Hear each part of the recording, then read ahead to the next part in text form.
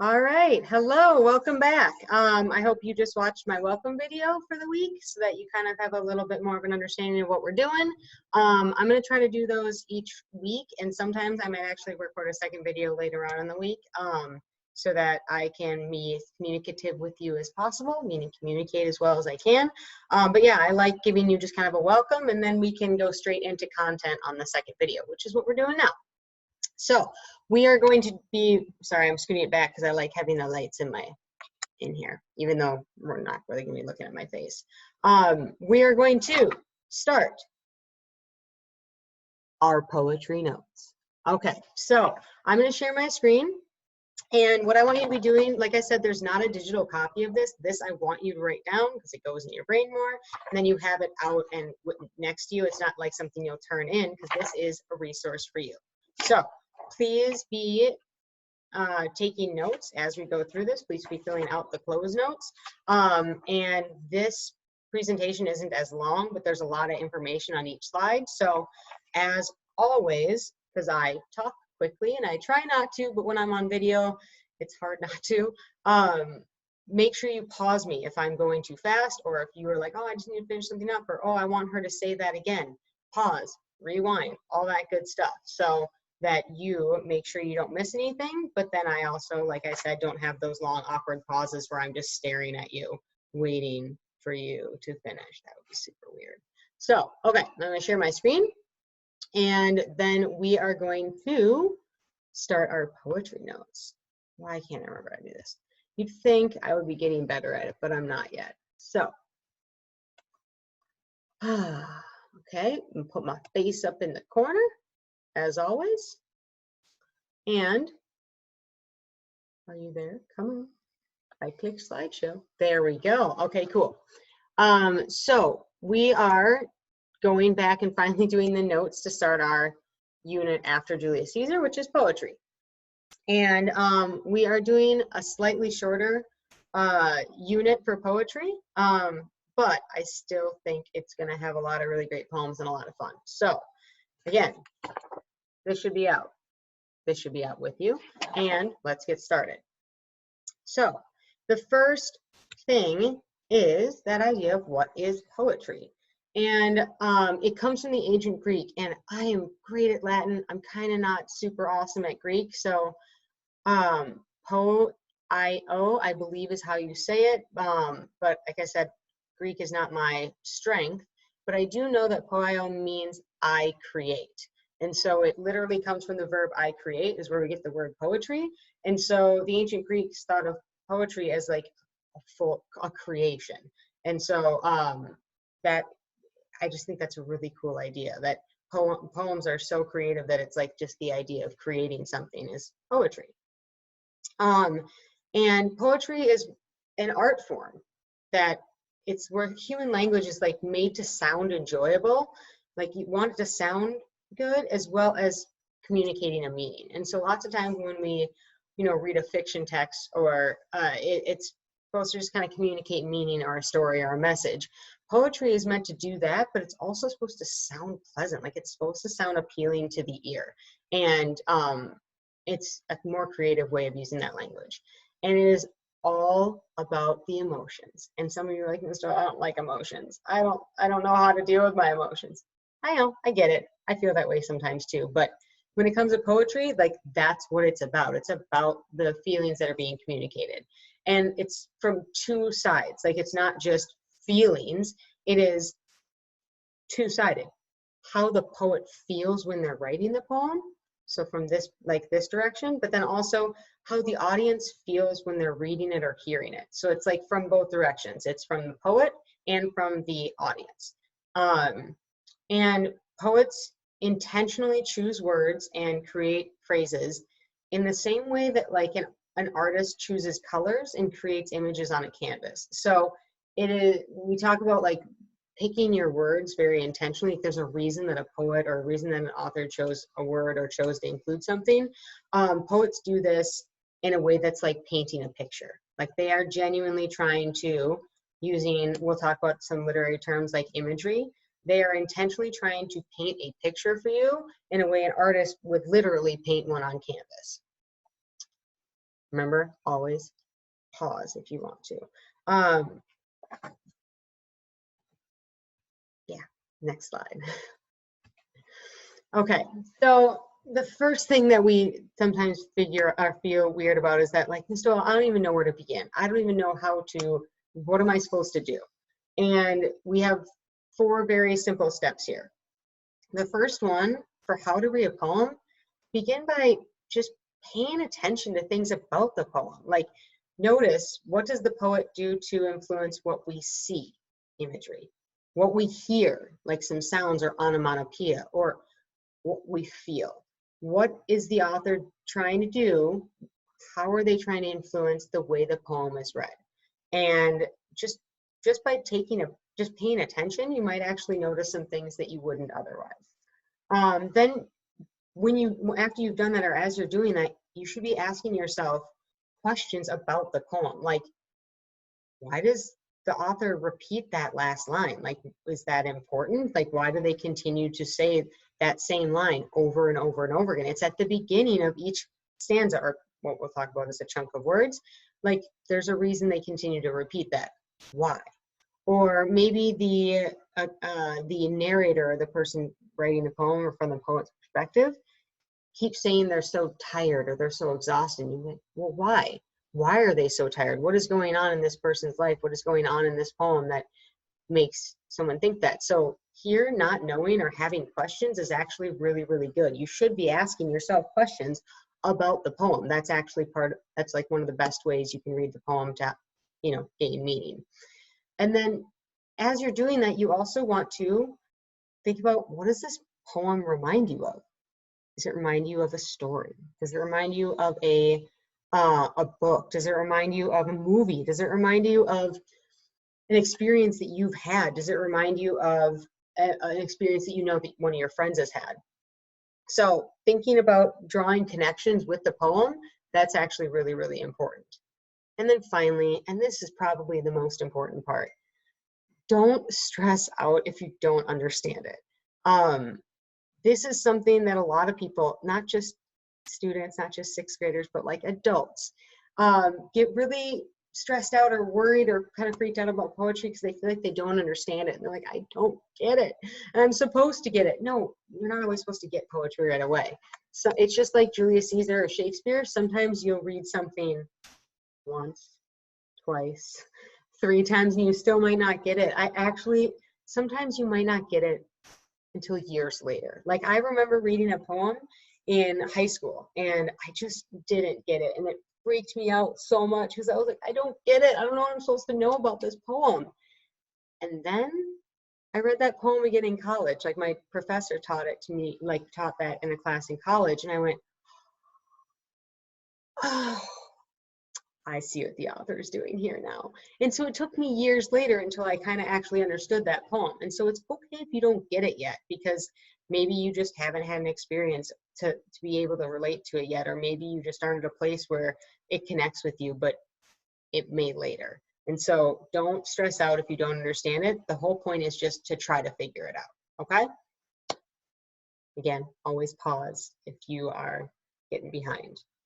But remember, please don't stress if you don't understand it. That's okay. So there are a few things that are often included in poems, like things that just show up regularly because poets use them intentionally. And one of those things is figurative language, which we've talked about a lot. But those are things like simile and metaphor. Remember, a simile is comparison between 2 unlike things using like or as. So she is like a tiger. Comparing she, this girl, and a tiger, 2 not similar things, but using like or as, you're saying she's like a tiger. And then there's metaphor, which is a comparison, but without using that like or as. So instead of she is like a tiger, she is a tiger. And you know that there's a specific meaning that you're supposed to get. Maybe that she's really ferocious, or maybe that she's really brave, or maybe that she is a good fighter. And then another one that we've also talked about at length is personification. And poets love to use personification. They love giving human traits to non-human things. Like Emily Dickinson, a famous poet who we'll read next week, she personifies death. Like, so she will use death as like an actual character in her poem. Also things like, we talked about this a while back, but the leaves danced in the river or danced in the wind. Leaves can't actually dance, but it gives you a nice picture in your head when someone tells you that the leaves danced. Therefore, that leads right into this next thing, which is imagery. Now, imagery, if you look at that word, I'm actually using my mouse right now, imagery, if you take off that RE, you can see a word, image. And when we talk about an image, that's like a picture. And so when an author uses imagery, and they do it all the time in poetry, they are trying to create a mental picture in the reader's mind. Just like that artist painting a picture.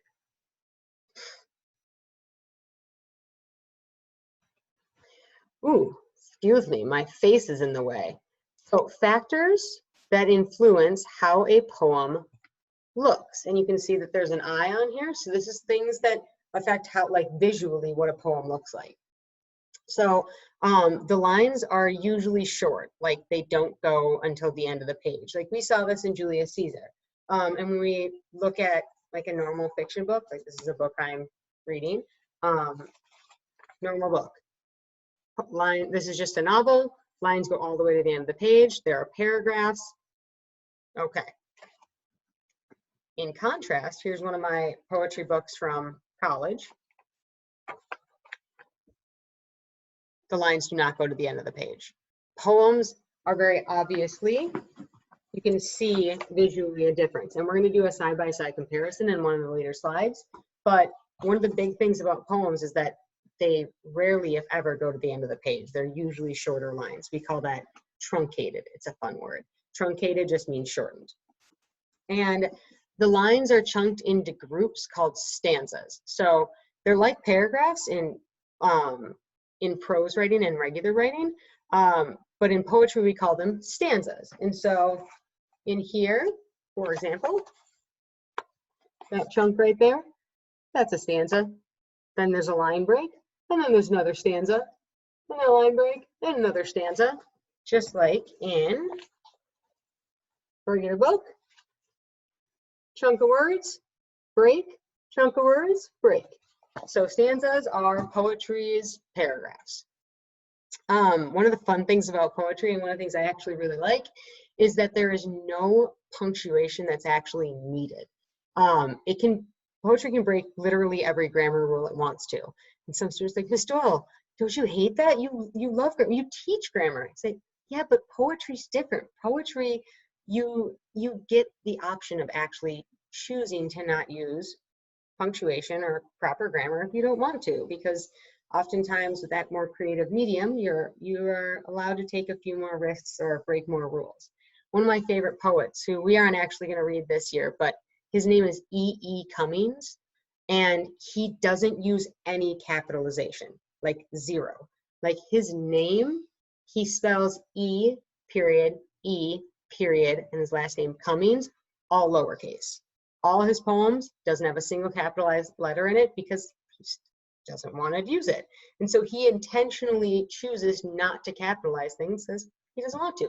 Even his name, no capital letters. I think that's pretty cool. And then finally, one of my favorite parts about poetry is that it can be in the shape of something. And when I say it can be in the shape of something, I mean literally the words can create a shape on the page. So I've read a poem which was like about a teacher, and it was literally in the shape of an apple. So like one little letter for the stem, and then it got like wider and wider and wider. Same too in college, I read a poet called, I think his name's George Herbert, but I know it's Herbert, and is his last name. And he wrote a poem called Easter Wings. And Easter Wings was literally in the stereotypical shape of like angel wings. So, which is actually, if you are someone who celebrates Easter, we just had Easter on Sunday. And so it's kind of timely because it's called Easter Wings, and it was about, I think it was a Christian poem. And I actually don't remember. I just remember the fact that it had super cool wings, like that poem was in the shape of wings. So there's a lot of creativity that you can employ when doing poetry, and we're not going to read any shape poems, but we are going to discuss that slightly. So yeah, poetry looks a lot different than maybe your traditional prose or the writing that we're used to seeing, which is one of my favorite parts about it. Now, here we're going to go a little bit more in depth. I showed you in the 2 books that I had in my hand, but now we're going to actually do a side-by-side comparison on the screen here. And you have that in your, here's bothering me. You have that right here in your notes. So I have, I mean, it's kind of small, but I do want you to actually see it, how there are arrows pointing to things. You can see it on the screen here. I want you to fill those in. So on the left side, you will see that that's Emily Dickinson, and it's called A Narrow Fellow in the Grass. And we read this already. This is the one that has something that's in the grass. He's narrow. What is he, is what I asked you. And you will see that in A Narrow Fellow in the Grass on the left side, first of all, way shorter lines. Like the lines barely go to half the page. They are chunked. So there's a 4-line stanza, 4-line stanza, 8-line stanza, 4-line stanza, 4-line stanza. So those are just, like I said, the paragraphs of poetry.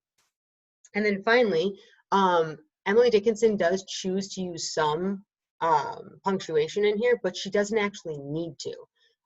Here, where this arrow points to this word alone, that technically, like if you were to think about it, it's a sentence, meaning it should end there. There should be like a period, but because you don't need punctuation, there's no period there. It's not needed because the line kind of chunks off for you. It doesn't need to. Let's contrast this with the excerpt from I Am Malala on the right side. Instead of using stanzas, we call these paragraphs. You will see that the text goes all the way to the end of the line. Just like in my book here, it fills the page. And then finally, in prose writing, or in what's on the right side here, punctuation is absolutely necessary.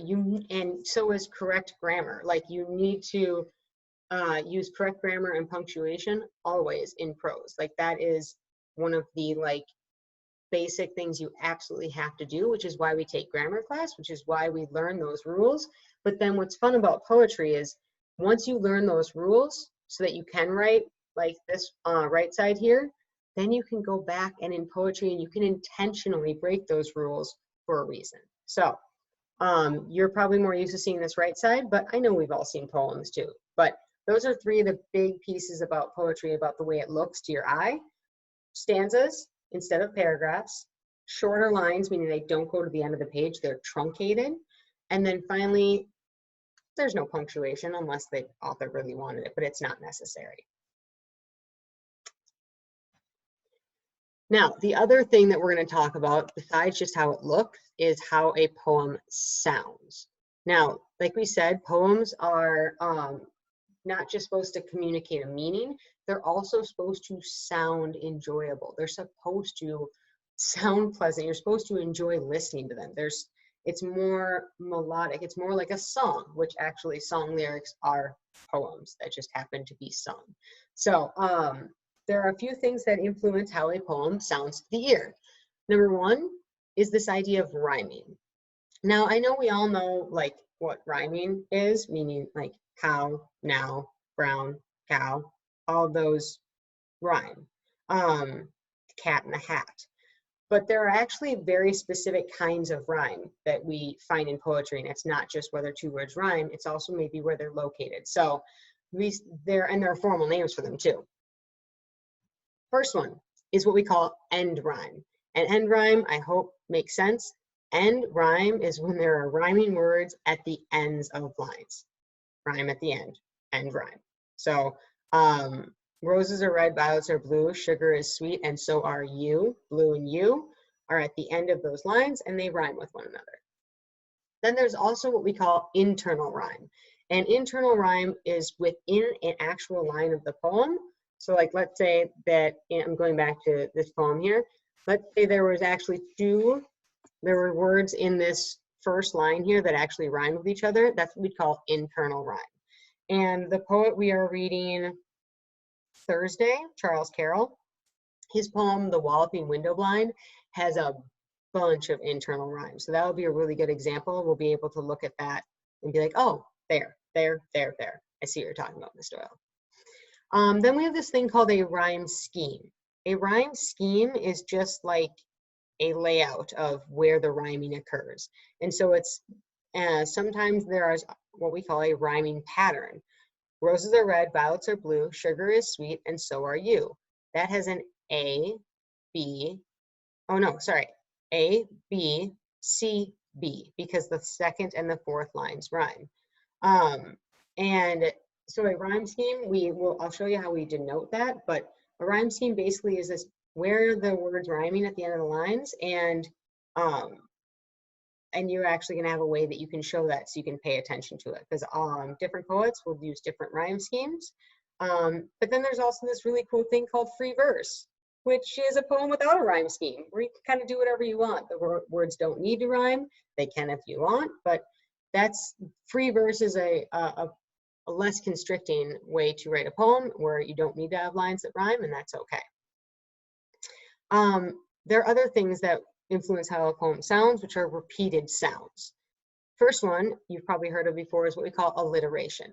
And alliteration is where we have the repetition or the repeating of initial consonant sounds or consonants at the beginning of words. So initial, this meaning beginning or first. Initial consonant sounds: Sally sells seashells. S, s, s. Or Peter Piper picked a peck of pickled peppers. That is alliteration, because each letter at the beginning of the word, each consonant, P, pepper, repeats. So you have multiple P's in a row, you have multiple S's in a row. We see this all the time. In a lot of tongue twisters have alliteration in them. And then the other one is assonance. And assonance is actually, for some people, assonance is really, really easy. They can totally catch it. I personally think that alliteration is much more obvious than assonance is, but, excuse me. Assonance, for some people, it's really obvious. And that's where you have the repetition of vowel sounds in the middle of words. So not at the beginning. So it's not like just a bunch of A words in a row. It is where the vowel sounds in the middle of the word actually repeat. So brown cow, those both have that ow sound. Ow. That's not a consonant, that's a vowel.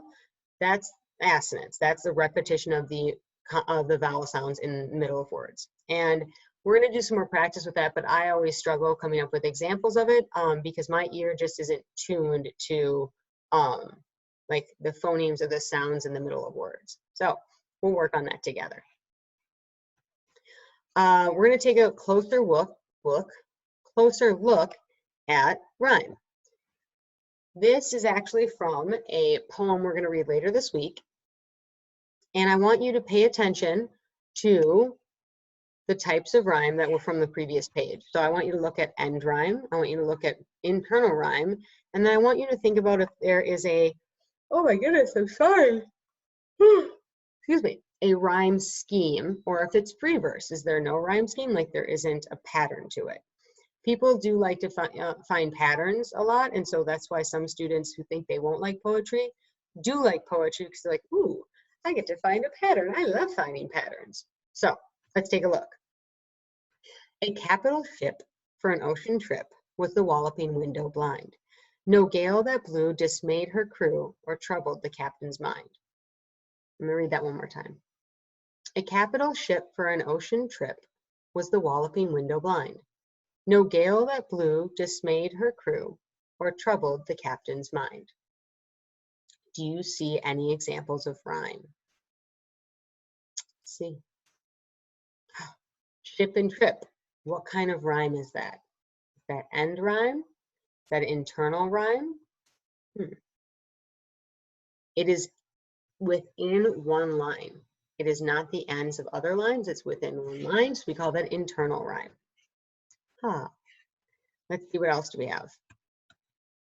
Blue and crew. Again, internal rhyme. All right, well, let's see what else can we find. Oh, blind and mind. What do we call that? We call that end rhyme. So again, in your packet here,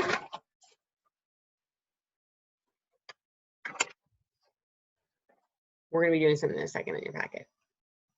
Let's see what else can we find.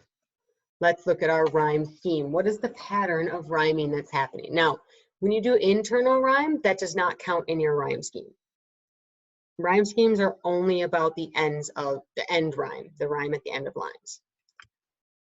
So you always, always, always, always, I don't know why, but you just do. You always begin the first line with A. No matter if it rhymes with everything or nothing, you always begin the first line of the poem with the letter A. That's just how it rolls.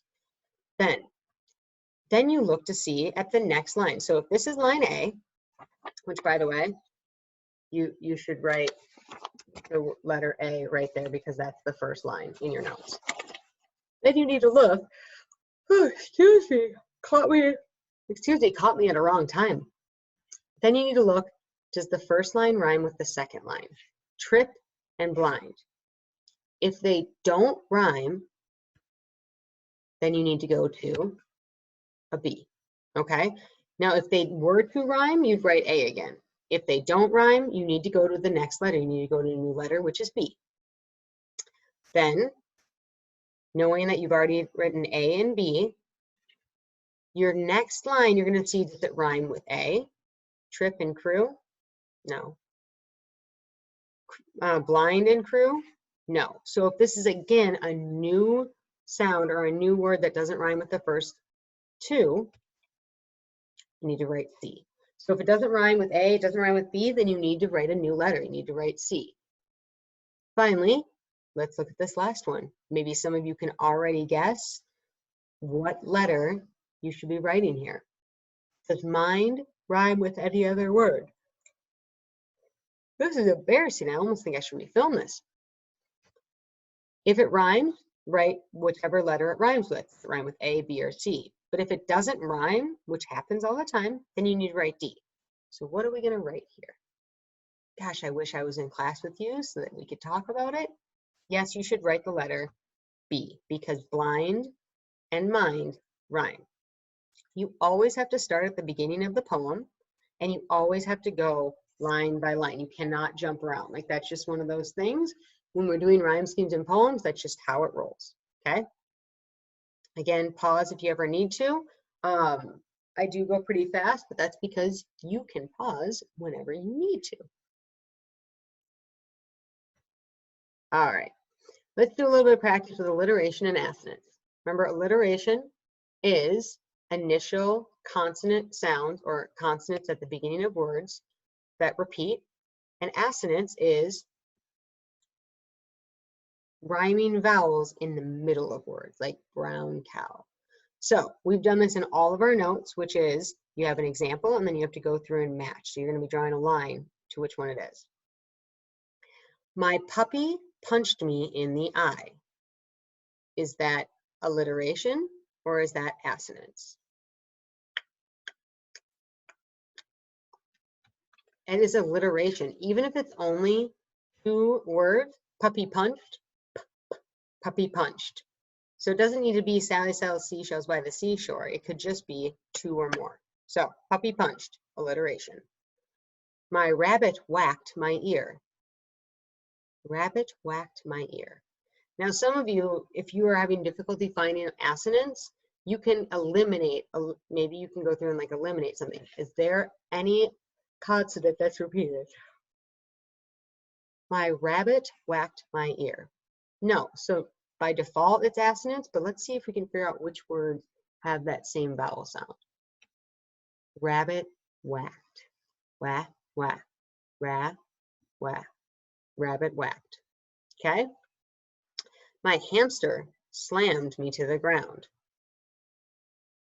Again, by default, you could say that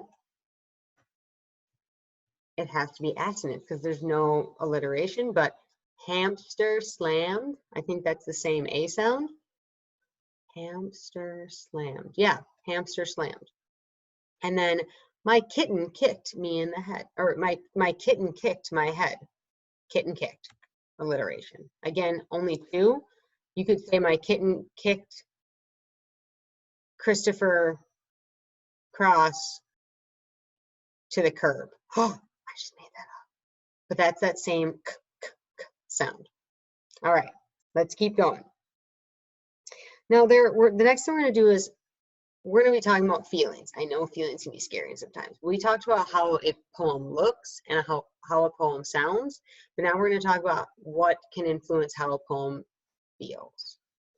So factors that can influence how a poem feels is, first one is, what is the tone of the poem? Now, tone is the author. Tone is how the author feels about it. So sometimes you will hear in class, Mr. will have a disappointed or frustrated tone. That's because that's how I feel, not how you feel. Tone is how the author feels about the subject. But then there's this other thing that's very similar called mood. Now, mood, I remember that M means me. So mood is how does the audience feel while reading it? How does me feel when I'm reading it? I know that's grammatically incorrect, but it helps you remember it. Tone, author. Mood, me. How does me feel? How do I feel when I am reading a poem? And then finally, we've talked about this a lot, but what are the word connotations that are present? Meaning, are there positive words like clever and curious, which is also alliteration, or are they negative, cunning and nosy? The first two are very positive. Being clever is a great thing. Being curious is a great thing. But in the second example, being cunning, we know that Odysseus was cunning, and cunning means you're clever when you're trying to deceive someone, so that could be a negative thing. And same too for nosy. Nosy is not a very pleasant way to describe somebody who asks a lot of questions. And then finally, there's just that neutral, meaning it just is what it is. Like, you can't say it's positive or negative, it's just a fact. And then finally, you also want to think about strength. Is it a really strong word? Like, I was horrified when I saw that show. Or, I thought it was kind of scary. Those are very different strengths or weights. Those go in connotation as well. We're almost there, guys. We're almost there. Now, this is one of my favorites because I like this idea of word choice. Move me down here. I want you to read this and then look at how does the word choice change the poem? How does the word choice change the poem? The scrawny boy walked down the street, and Odur followed close behind him. He was going to meet an acquaintance. He moved lazily to find him. Okay? And then the slender boy walked down the street. A fragrance followed close behind him. He was going to meet a friend. He moved leisurely to go find him. What do you think? How is the tone and the mood changed, and maybe what are the connotations of some of these words? This is how you interpret it. I mean, there aren't necessarily completely right answers. I mean, I'm leading you somewhere, but there should be a little bit more how you think you're interpreting it. Let's move me back up here so that we can have our example. This is in your notes, so I want you to fill in what I did right, though, okay? So the tone is what we would call a little judgmental. It's negative. The scrawny boy, well, you're passing judgment on that guy. There's a definite connotation or feeling associated with the word scrawny. The mood, how me feels about it. Well, mood could be a little bit playful. The reader could be thinking it's kind of funny or playful because, especially because there's an Odur following the guy, and he was going to meet a friend or going to meet an acquaintance, and he's moving lazily. And then finally, are there any connotations? Meaning, are they mostly positive, mostly negative, or neutral? I would say they're mostly negative.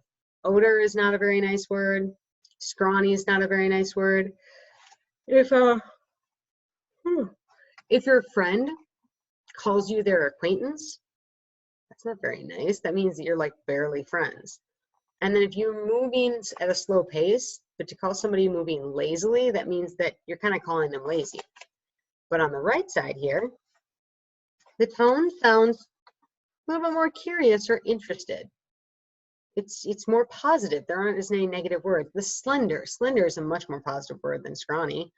A fragrance. Oh, that sounds nice. It might smell good. It's like a perfume. He was going to meet a friend, and he moved leisurely. Leisurely is far better than lazily. Leisurely just means you're relaxed. Lazily means you don't like to work hard. The mood is still, again, playful, but that might just depend on how you read it. And then finally, the connotations are mostly positive. I wouldn't mind being called slender. I might not like being called scrawny. Same too, if you said, Miss Doyle, you have a lovely odor. Sounds weird. Miss Doyle, you have a lovely fragrance. That sounds better. I'd rather be called a friend than an acquaintance. And I'd rather be thought of as being leisurely, not lazy. So, that is actually it for our notes for this. Remember, if you missed anything, please pause, please go back.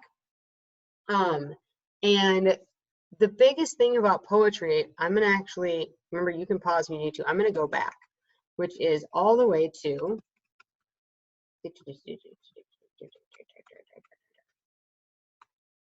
this.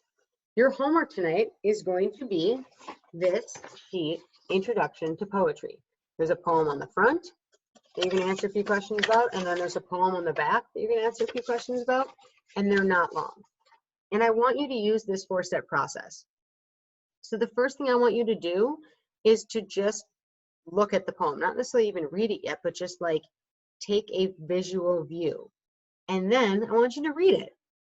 Introduction to Poetry by Billy Collins. Okay, read the poem, and then immediately, or if you even have a question mid-poem, I want you to be thinking about that question, like, why did this author do this, or what does this mean, or ask maybe, ooh, Billy Collins, is that a boy, is that a girl, is he old, is he young, is she old, is she young? I want you to ask questions about the poem, and then maybe try to think, is there anything that it reminds you of?